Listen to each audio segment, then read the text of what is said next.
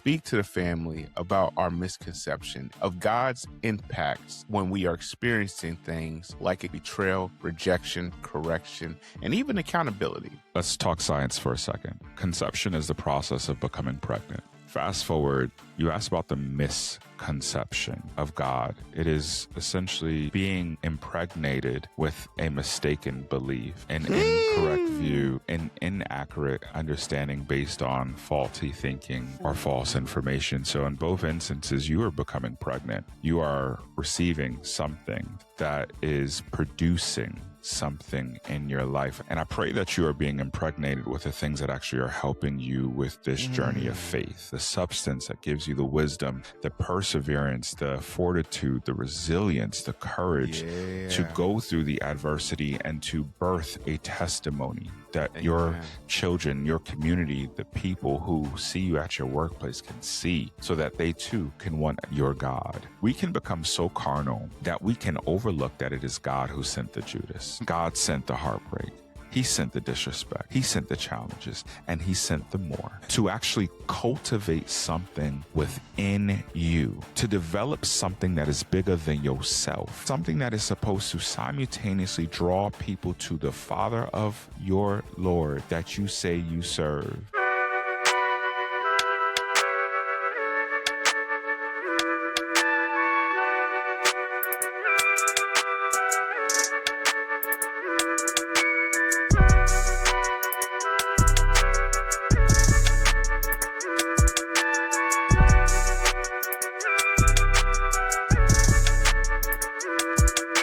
Welcome back to Juxtaposition. I'm JC. My beautiful people, welcome family. It's your boy LC, and happy Friday, and welcome back to the lab.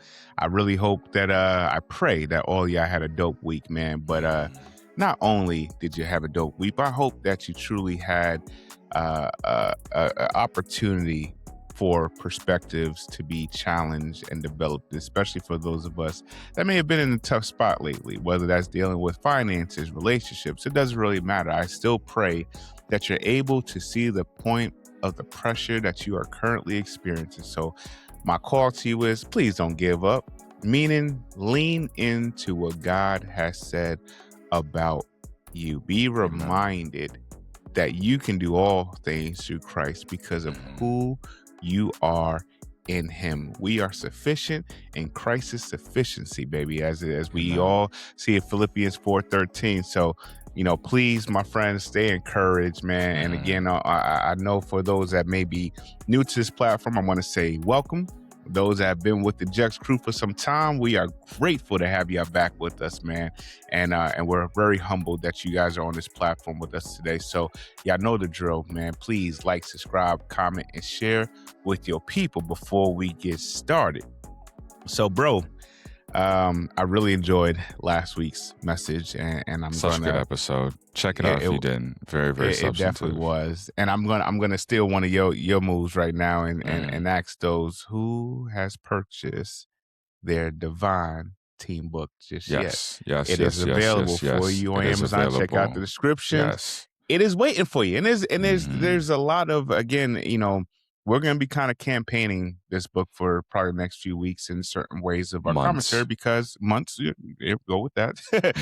Because at the end of the day, there is so much substance that has been provided for all of us, not just the reader, but even those that did the writing to grow and develop in. And, one of the things that I think is so important, especially as it relates to being coached and developed, is understanding that you're going to not just face challenges, but you're going to face intentional training sessions that may appear to break you, but they're really to mold you. For example, the Navy SEALs, for example, they have a training week specifically called Hell Week.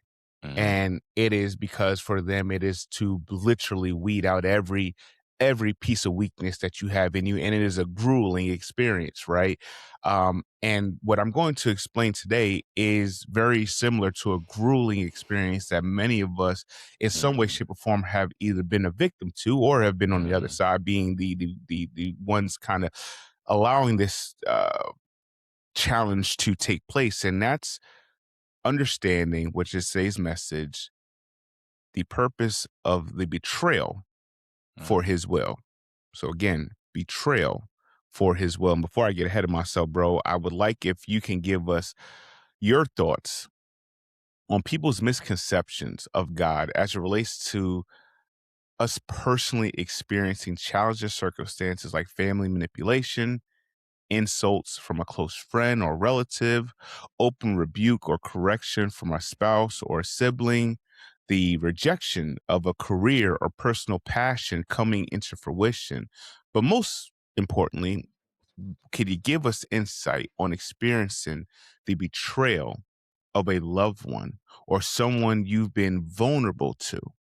And I ask this because of my internal fight with people that claim to believe God. Personally, I find myself often confused with the faith that many claim with their lips versus the evidence they show in their responses and actions. And I know that statement sounds relatively provoking and maybe even impatient, but I hope we have the opportunity, since I got your attention now, I hope we have the opportunity to see past these feelings that I'm relating to. And I desire, family, for all of us as believers to show the evidence of God with our personal security, which is reflected in our actions because of the faith and the trust that we claim. It is not hidden. It is in our character. So, bro, again, I do apologize for being a little long-winded, but if you can, again, speak to the family about our misconception and, frankly, misrepresentation of God's impacts when we are experiencing things like, again, betrayal, rejection, correction, and even accountability. What do you got on that? I love the Holy Spirit because he just did a little bit of good grammar work with me just now and over these past couple seconds as you were talking. So essentially, let's talk science for a second. Conception is the process of becoming pregnant. It occurs when sperm fertilizes an egg and blah, blah, blah, blah, blah. Fast forward, you asked about the misconception of God. It is essentially being impregnated with a mistaken belief, an incorrect view, an inaccurate understanding based on faulty thinking or false information. So in both instances, you are becoming pregnant. You are receiving something, some sort of stimulus that is producing something in your life. And I love how you started the episode. You talked about the fact that, for those who are going through and financial pressures and hang in there, I deeply want you to hang in there as well. But what I also want you to be cognizant about is that you are being impregnated with something. And I pray that you are being impregnated with the things that actually are helping you with this journey of faith. I'm praying that you're being impregnated with the things, the substance that gives you the wisdom, the perseverance, the fortitude, the resilience, the courage to go through the adversity and to birth a testimony that your children, your community, the people who see you at your workplace can see, so that they too can want a piece of your God. Nonetheless, to my notes, I think it's a very important conversation for us to have around betrayal for those of us, I should say, who are deeply committed to fulfilling God's will for our life. Instantly, as I think of betrayal, I could think actually about many things in the Bible, but I'm brought back to Genesis, and there are several betrayals that happen in Genesis, but there is so much with our humanity.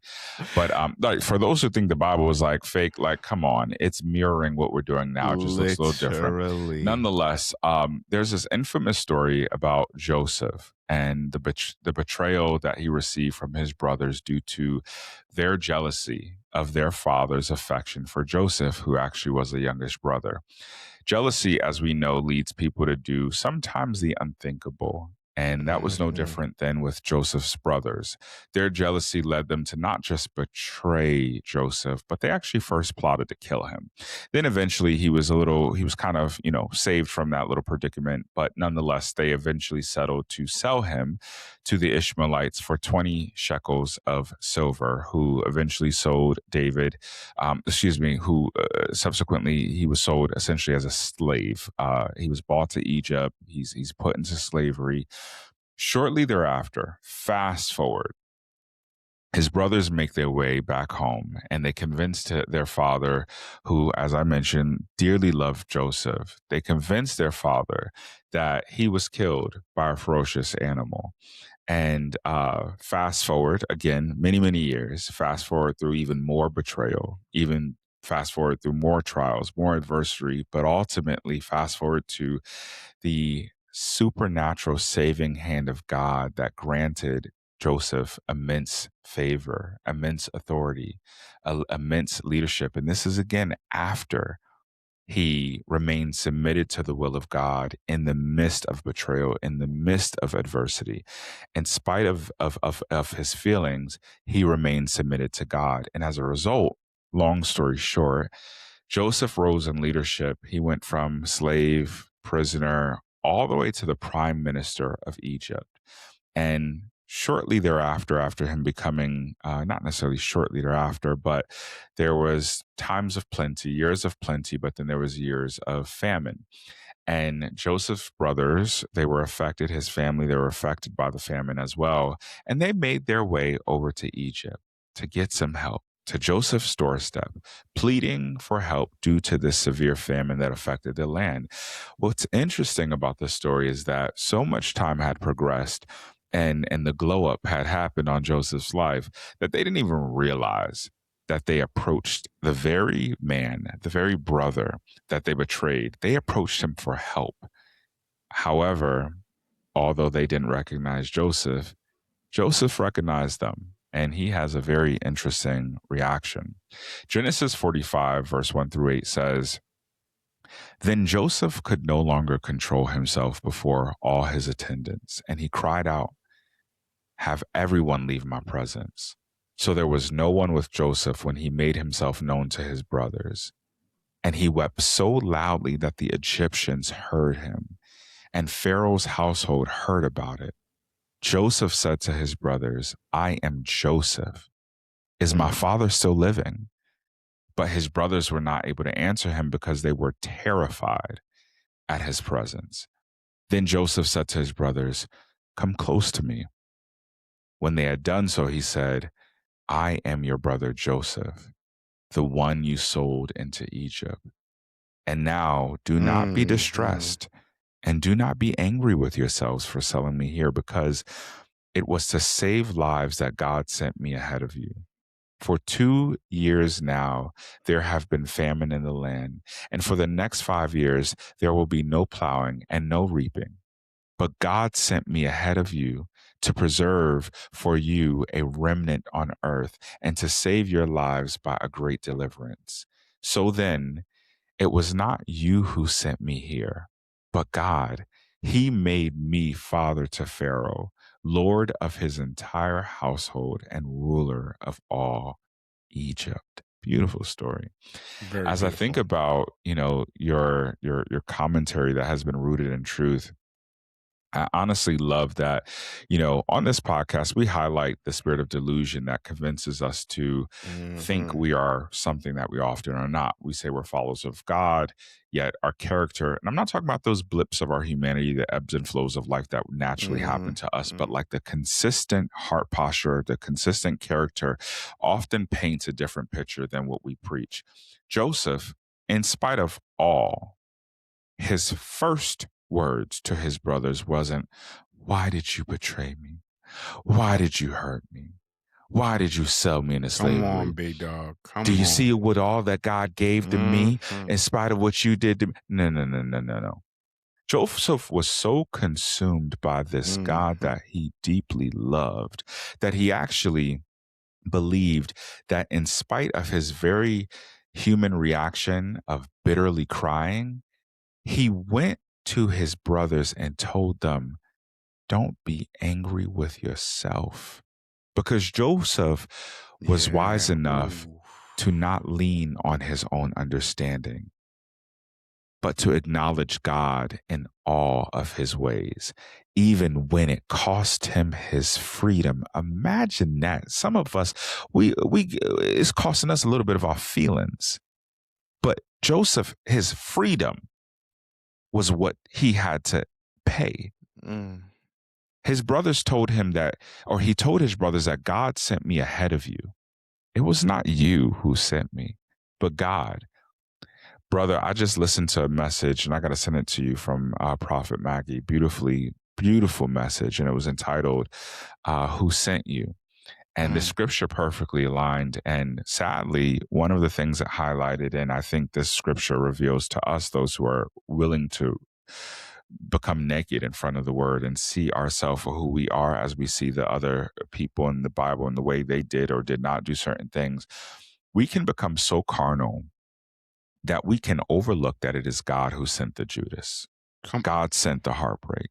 He sent the disrespect. He sent the challenges, and he sent the more to actually cultivate something within you, to develop something that is bigger than yourself, something that should be poured into a book, a podcast, a movie, a play, a poem, a conference call. It's something that is supposed to simultaneously draw people to the Father of your Lord that you say you serve. But that is only if your Christianity is as legitimate as you claim it is to be, which is substantiated by your consistent heart posture, particularly as you are in these valleys of darkness. It is so sad, bro, because in spite of what we've seen in the Bible, right, we will read James 1:1. Consider it pure joy, my brothers and sisters, when you face trials of many kinds, because you know that the testing of your faith produces perseverance. Let perseverance come. You ain't preaching what James had to say. We see all these manuscripts, these lessons that God has given us to guide our lives. And we saw how these people's lives were literally poured out. We read how Jesus died for us. But we can become so carnal that we can become so calloused and so hardened that in spite of, they betrayed you. But do you realize that your Father is the one who sent them to you? So all I'm saying is our misconception comes because we are pregnant with a whole lot of that ain't serving us. Bro. A whole lot of things that are just making our heads big and filling us with pride and ignorance and pain. And pain is real. Trust me. Our Father in heaven, he endured a lot of it for us. Yeah, it is. But that pain was supposed to produce something. So what are you pregnant with? A misconception? Or are you conceiving the things of God in spite of the betrayal? Dog, I don't even know if I could follow behind all that.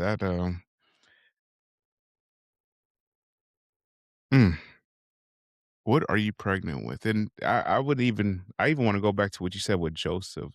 I love how he approached his brothers with genuine concern. We live in such a petty day and age. Like, we got some petty folks living out in these streets. So most of us could never respond the way that Joseph did. And I think that's the problem.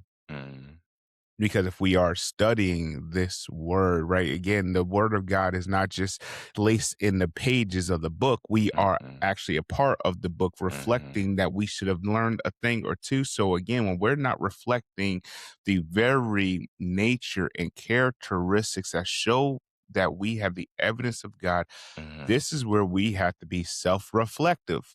Because what my brother is calling out, what we're warning, frankly, is we're calling on those that are really good at the lip service of saying, I love the Lord and I know the Lord loves me. And these are the same people that are currently carrying emotional baggage of what everyone under the sun did or did not do to or for them. We call this out so that you can see and become free from living as a guarded inferior adult. You claim to love God, but you can't let the love of God be reflected through you because you're always distracted by the pain of your past, never maturing, never growing up to seeing the point of it all. Like, again, this is why, family, we need help understanding our misconception of experiencing God. Because, again, unfortunately, due to how many of us were raised, the pressures of life, the religious institutions that we were consumed with, as my brother alluded, we got pregnant with a whole bunch of things that had nothing to do with Jesus. Right. And because of the pressures of life, because of the dysfunction we were raised in, because of the unstable life conditions that we had, we desire to escape it all.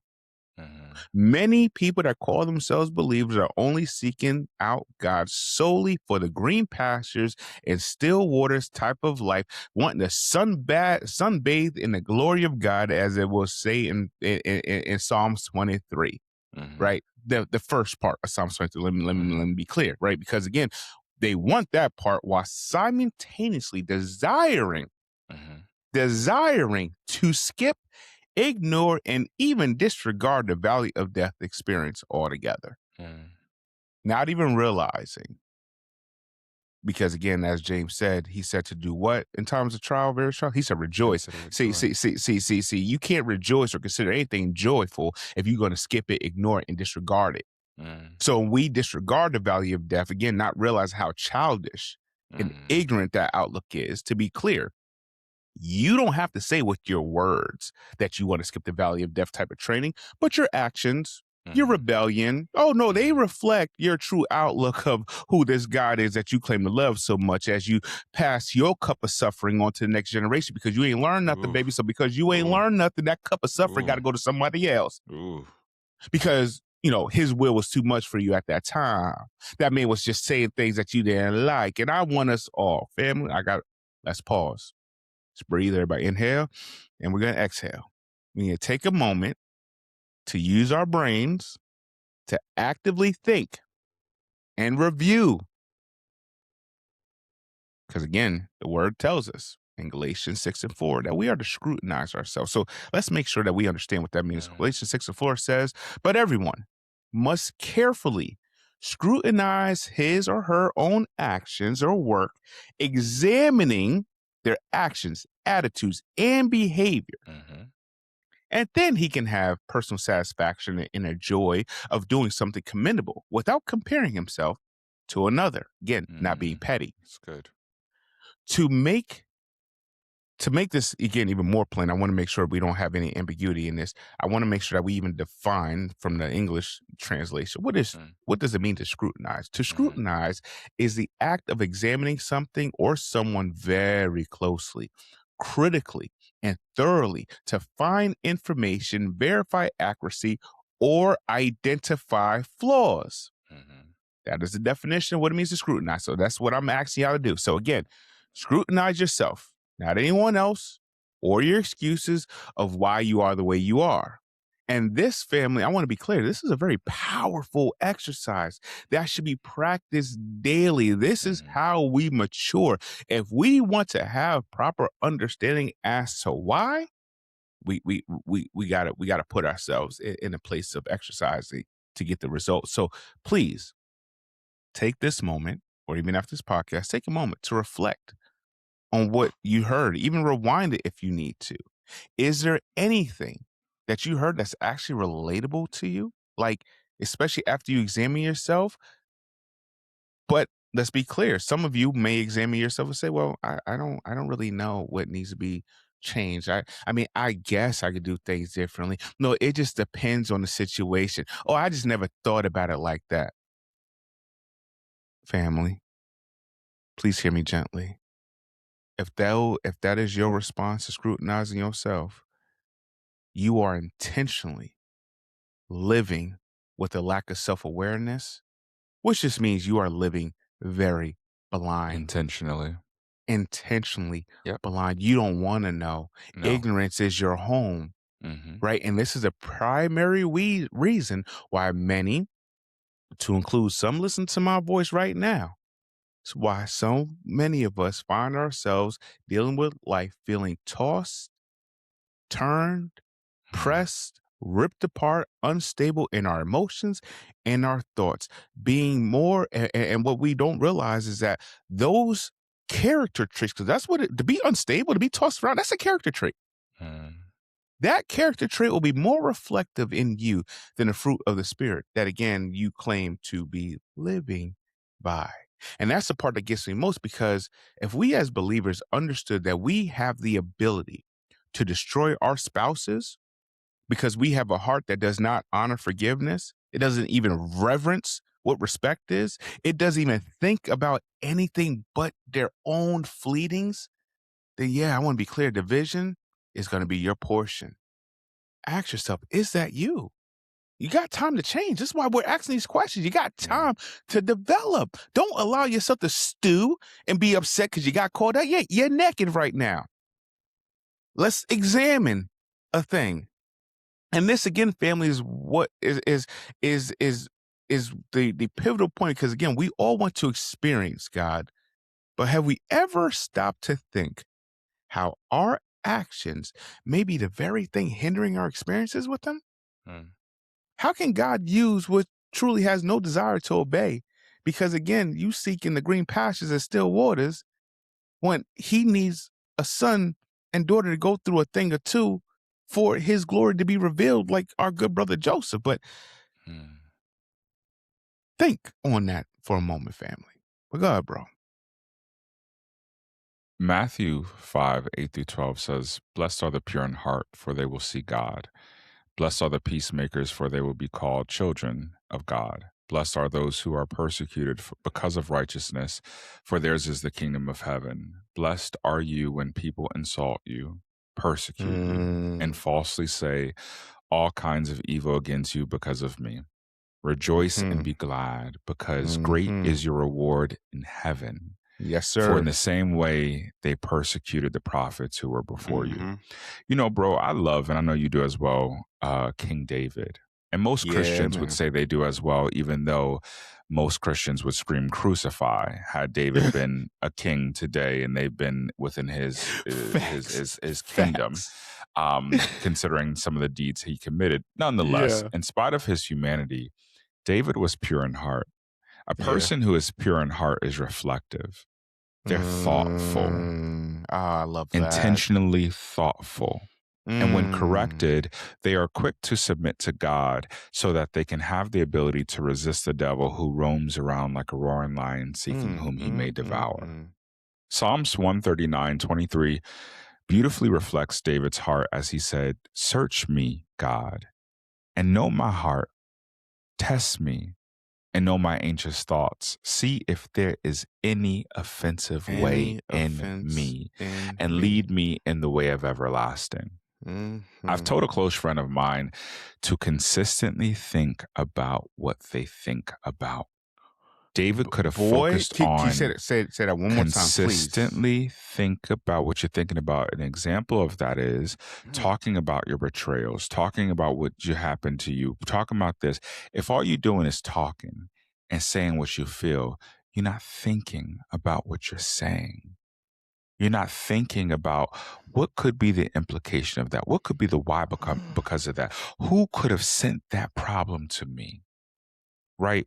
David could have focused on, I'm sure, many of his betrayal experiences from being a teenager all the way into the palace. And I'm sure he could have focused on his faults and his errors, leading him to walk around defeated, full of remorse and condemnation. But no. David chose to put his heart where his mouth was, on God. Too many of our hearts are misaligned with God because we never let this mind that is in Christ Jesus be within us. Or said it a different way, many of us are not letting the mind of the master be the master of our minds. People of God, what are you thinking about? Your problems, your pleasures, your bills, your issues, your needs, your wants, your lack, or the God who sent you into this world, knowing full well what you would experience while giving you the ability to walk on water if you keep your eyes on Him rather than the storms of life that He actually could easily quiet, if only you trusted Him more than you trusted the sifting sand under your feet. Family, I know this feels a little hot and heavy, That's good. We got a little more stretching to do, but I want to be clear. This conversation had to be this way for a reason. Yes, very much. And about to get into the why, because what I'm about to share, when I tell you I desire real believers to truly come into this knowledge and wisdom, what me and my brother are able to share with one another, it shouldn't be just with me and him. Mm-mm. It should be with all of Mhm. you that believe in the Lord our God and love him. There are some things that should be reflected that give us an overwhelming conviction to choose his love over our feelings. But when we cannot, we have to be reminded it says God is love. And if you don't have love, baby. You don't know God. So I want to make sure again, I share what I just shared because we're about to dive into a little bit more meat here that I need you guys to digest. Um, so again, I know a lot of these conversations we're very direct. It could be intense conversation and family. It's again, honestly, to uncover the glory of God we often miss out on because of our sucky, childish attitudes when things don't go our way. The blessings we have suffocate our our perspectives of who we are because we don't know, because like again we want blessings, but because we want the blessing so bad we don't really learn how to operate in those blessings that God makes so freely available to us. So again, we still struggle with basic things like forgiveness. Like we don't even understand the concept. We don't understand the concept of stewarding. We don't understand the concept of accountability. We don't understand the concept of lifting one another up. We miss out on opportunities with God because we are transactional and conditional with him. If it feel good, then God is with me. If it Mm, feel bad, then woe is me. Living like the previous generations that carried misery day in and day out. And we witnessed it. We mhm, seen the cycles. And now mhm, we just got the cycle on repeat because we failed to desire to mature. And you can sit there and say, well, my dad didn't do this, and my mom didn't do this, and my grandma. Bro, how long we gonna keep making excuses? mhm. Like, we don't want this to be your story to continue to live in these aspects. That's why we're here, right? We don't want this to be your portion. That's again why we're having this conversation. We desire you all to be free from it so that you can see the point of everything that you have gone through. And like I said before, all the commentary that I've shared so far is due to a beautiful encounter that I was able to experience a few weeks ago with my dear brother on my screen. My baby brother, big brother, treated me to another bros retreat, which was an experience all in itself. And during this time, I think it was like day two, we were there. Me and my brother, we were at breakfast, overlooking the beautiful views of the morning. And as we sat there reflecting, the Lord reminded me of a time in my brother's younger years where I betrayed him, not just once, but several times throughout our childhood and even into young adulthood. My brother and I were speaking about the future that we are walking into and the traps that, frankly, are lurking to hinder us from completing the mission that God has given us. And during that time, I brought up to my brother how the Lord allows me to remember the times when I, again, disrespected or disregard my brother. So, for example, there's a story that I will never forget. My brother was in third grade and he made a gift for me with his hands, something that he did in school. And he brought this gift home so proud of his work and he wanted to share with his big brother. He gave it to me as a gift and he was happy, full of joy, excited. And I said, thank you. I was, I did the gratitude thing. I said the words, thank you. And I took my gift. And in a matter of a day or two, because I was cleaning my room, I'll never forget, I was cleaning my room and I seen it on the side. And for whatever reason, at that moment, I just threw it in the trash because I was cleaning my room. I took no thought of who made it for me. I took no thought of this meaning or this value or the impact it would have on my brother. I mean, I was a child myself, but nevertheless, we are as adults do the same thing, right? Mm. I didn't Preach. take the time. I didn't think about the time that it took for him to put it together or his love for me. Everything about it was thrown into the trash. And I didn't value the gift, which was more a reflection of my lack of value that I had for my brother at that time. And to fast forward, after I threw this gift away, maybe an hour or so went by, and I'm upstairs and we hear, and I say we, my dad was with me, we hear a blood curling scream. I mean, you would have thought somebody died. And it was my beautiful baby brother who had found the gift that he made for me in the trash. How do you think he felt? My brother screamed and cried, holding the once gift he made, which was now a mangled, distorted heap of paper, frankly, in his hands. And my dad looked at me and said, "What did you do? Why did you destroy what you made for him?" And again, I was in like the 6th or 7th grade, so I truly thought nothing of it. And there were several other situations as I grew up where I should have stood in the gap for my brother, but I was absent. There was times where I should have spoken life into him, but I spoke my fears instead. There were times he should have been able to be right next to me, side by side, but my impatience caused me to do things that allowed the opposite to take place. So I share all this with you because all this betrayal, and I told my brother that the Lord allows me to remember so that I never grieve the Spirit again. And in spite of it all, the love that we are able to experience is because of God's love, which is so overwhelming because I know that what I don't deserve, especially as it relates to experiences with my brother. But family, my brother's revelation of me sharing that story is what really captured my heart in a manner that empowered this commentary that you just heard all previous to me sharing, what we're at right now. And my brother, as he sat there, listened to me share all the things that I betrayed him on and this and that, he goes, with tears in his eyes, he goes, "Bro, you were made for me. Without you, the betrayal that God allowed him to go through, he wouldn't have known his true value, his true love for him. Without me putting doubt before him, he couldn't walk on the water buying a house before the age of 25. Without my rejection, he couldn't see the glory of his king in the manner that he does now. Like, he now understands that the Lord will never leave him nor forsake him because he had a brother that left him and forsake him, but he found true love, true grace, true mercy, true provision. My brother looked at me and said, "Thank you." And we both just cried. Even as I shared this, it's so powerful because I was able, family. I've been blessed and privileged for the last, I'm about to be like 10 years at this point, where I have been able to experience a love from this man that you see on my screen, in spite of everything I dropped, even though I was not operating in my best. The Lord allowed certain painful experiences and circumstances to take place for the glory of Him to be revealed. The process of being loved, of being molded. What am I saying?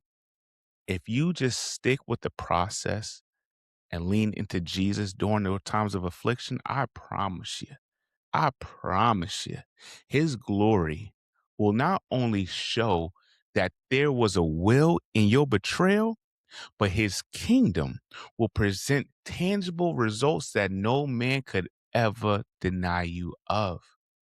And I bless God for my brother not yielding to immaturity, victimization, or the carnal thoughts that could allow him to say, "You know what? I can never trust this man. He did too much. The pain of my past justifies all this." Like, we have matured to stop being so shallow. We don't just think the Lord loves us, we know the Lord loves us. So again, don't be so shallow to think that you should be removed from experiences like our brother Joseph. Don't be so shallow to think that you should be removed from experiences like our Father Jesus, the perfecter of our faith, who it says which is illustrated in Hebrews 12:2. Like, we actually literally, our Father asked the Lord Himself, if the betrayal that I'm about to face can be taken from me, but not as I will. but for your will to be done. I just paraphrase what the Lord basically said to Jesus during his time in the Garden of Gethsemane, when he was about to go to the cross. My brother allowed the will of God to be done. And I was the one that was allowed to be in his life to operate like a Judas. I was the one to be in his life to operate like Joseph's brothers, all of them. And I've also had the honor to experience the love of God because my brother chose to seek his identity in Christ, which allowed him to rise over every dead situation of the past to resurrect a brotherhood that was doomed due to the ignorance of Hosea 4 and 6. But bro, there's so much that I could say about this experience that I truly can't share on this platform. But the one thing I will say as I kind of close, on the end of our trip, see, when you love someone, man, nothing is yours. Everything is his, and you desire to share it all, baby. It all. My bro. I mean, the heavenly places. I'll just share this very last thing before I pass to you, bro. We was on our retreat, and my brother was changing, and he was in another room, and I hear him go, "Oh, snap!" And I said, "What happened?" He said, "I broke my chain." Remember, I had this chain on that y'all don't see on my neck no more because it ain't there no more.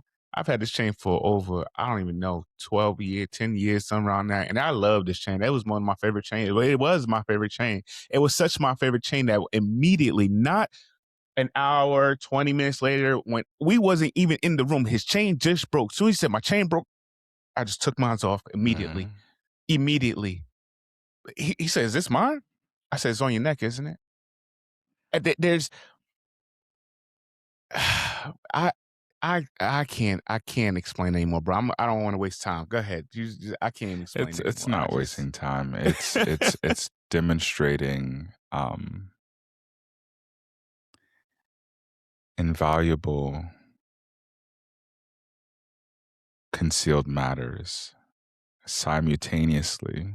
And I'll share the other exchange, which again, nothing was planned. The goal was that was not him an attempt to pay me back for anything, or because again, when you have heaven on earth experiences, gifts and money can't replicate. You could have been a multi-billionaire. Your trip would not, it wouldn't have gave what our trip gave. Come on, bro. I had these, I'll just say I had a very nice prized possession that I had with me. And I let my brother use it during the trip a couple of times. And we're on the flight back. And he connects a part of it to his bag. And I felt the Spirit of the Lord say, give it to him. I'm like, I done used them things only like 5 times. And you know how much them things cost. Yeah. And those is mine. And the Spirit said, give it to him. And all I'm going to say is that when you live a life where you aim to give more than you aim to receive, even in the midst of the betrayal, even in the midst of being hurt, even in the midst of the humanity that you experience from others, God will reward you handsomely in ways that you could never, ever imagine. Joseph never knew he would stand in the palace looking as regal as he was, just managing all the affairs of Egypt. And his brothers come humbly, crawling over to him. Sir, can you please help? And I have all of this to give to you, but it is his, and I am going to give because none of it is mine. And I just hope that from this message, you do that internal evaluation and you realize that it's not worth it to love your self-pity more than the idea of loving a God who wrote your end before your beginning. Come on. The end that will demonstrate the fruit of God in spite of if you pursue. Yeah. It's not enough to be more romantically involved with your self-loathing than to be romantically involved with a God who allowed himself to come in the form of a man to die for you. Some of us are more in love with the things of this world or wishing those who have hurt us would suffer, while ignoring the one who suffered so that you have the ability to live. In spite of all I've been through in my life, God has always been my most pure, my most prized possession. My brother, my mother, my sister, my father, money, fleeting pleasures, all the things, they don't even have a capacity to give me what God gives me, and they know that. That part. That's why they don't even attempt to. So my prayer for you, family, is that you consider how far your heart posture has taken you. Not in your career, not with your money, not with your stuff, but with the things that God has given you. The children, the relatives, the ministries. How far has God taken you, or how far have you allowed God to take you with those things that matter most, those things that will be here when you close your eyes? So again, I want to remind you, description box below, the Divine Team Victory of Everlasting Life is available now.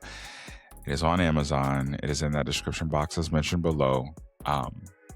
Take a read. We want you to eat from the tree that he and I get to enjoy daily. Amen. Which gives heaven on earth experiences. But we'll be back next week, as always. Until next time, this is Juxtaposition.